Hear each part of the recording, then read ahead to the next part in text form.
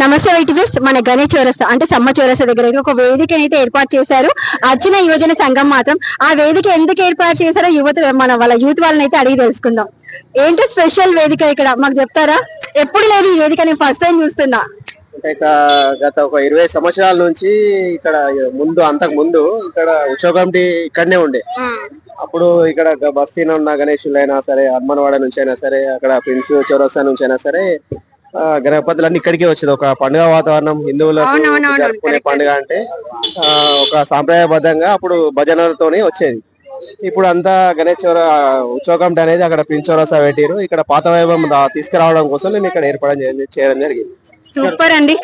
ఆలోచన అయితే చాలా నిజంగా మీరు అన్నట్టు కిరణ్, నేను 20 సంవత్సరాల కింద అలానే ఉండేది, ఇప్పుడు అంతా తగ్గిపోతుంది.